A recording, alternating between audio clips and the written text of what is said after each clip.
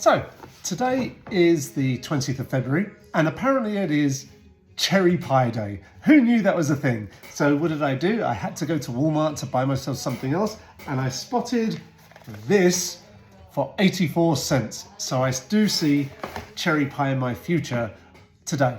And it's kind of funny it's so close to the 24th of February, which surprisingly is Twin Peaks Day. And of course in Twin Peaks, for those that are cool enough or old enough or whatever it is to remember it, in Twin Peaks, famously in the cafe in town, which was filmed in North Bend in Tweed's Cafe, Agent Dale Cooper really does enjoy a slice of cherry pie with ice cream. So I think I might do that. It's kind of surprising to me that those 2 days are so close together that it almost feels that they should be almost the same day. But anyway, I digress slightly. So it did make me think of when I was traveling to Twin Peaks country, to Snoqualmie and North Bend, and seeing the Salish Spa where the Great Northern Hotel allegedly was with my mum.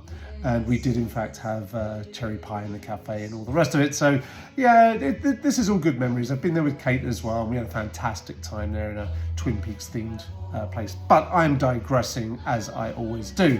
So I saw a nice cocktail for Cherry Pie Day on Difford's Guide, and it's the Cherry Bakewell cocktail. And if you're not British, you may be saying, what on earth is a Cherry Bakewell? And there are some posh versions, but I grew up with a Mr. Kipling's Cherry Bakewell, and I introduced them to Lysander at a young age. They are it's kind of a tart, but it's dry with a jam filling and icing, and there's always a half a cherry on top of it. And it's an almondy tasting cocktail, so that will explain some of the ingredients, or at least one of the ingredients in this cocktail, which if I keep on talking, I will never, ever get to. So I should go to the first ingredient is some dry vermouth. I've got this Dolin vermouth. The dry stuff is alleged, you can call it French vermouth. The sweet or red one would be Italian vermouth from Torino, typically. This one's French, and this calls for 1.5 ounces. This is a very clear vermouth, which I think is kind of cool. It's almost nothing to it. 1.5 ounces of that. Then we start moving on to, here's the almondy part of the, it's not marzipan exactly, but it's got that sort of taste to it in a Cherry Bakewell. And for that, we need 3/4 ounce. It's not 3/4 ounce. I am completely lying. It is just under an ounce, 5/6 ounce. Which the measurements I saw were in milliliters, so it would have been 45 milliliters for the vermouth and 25 for this. But I sort of round up, so I do it like a short ounce really. But if you want the actual measurement according to the Simon Difford's recipe, it would be 5/6 ounce or 25 ml, and the same amount of cherry brandy. There we go. Or they call it cherry liqueur. I grew up calling it cherry brandy, cherry liqueur, and it's the same amount as with the almond.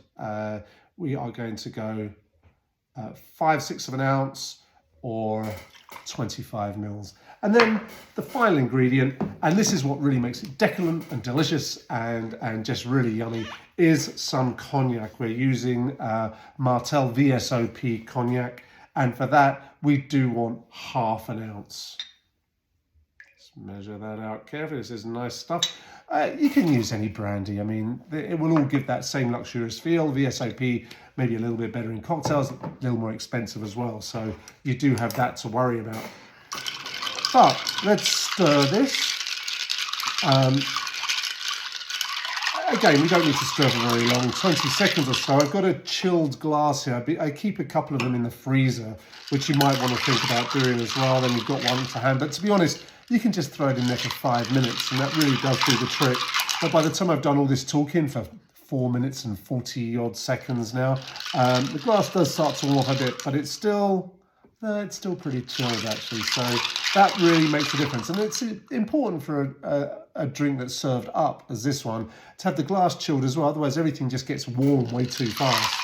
And, you know, this is going to be delicious enough that, you know, you'll not get too long for it to warm up, but still, you want to enjoy it as best for as long as you can.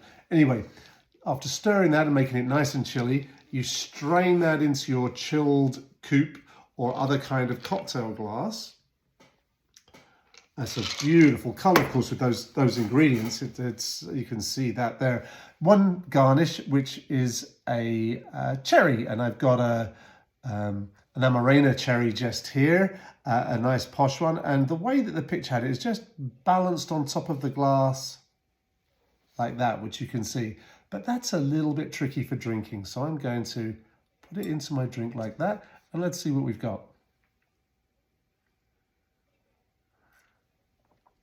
Oh, that takes me right back to Mr. Kipling's Bakewell tart. Yeah, happy Cherry Pie Day. Cheers.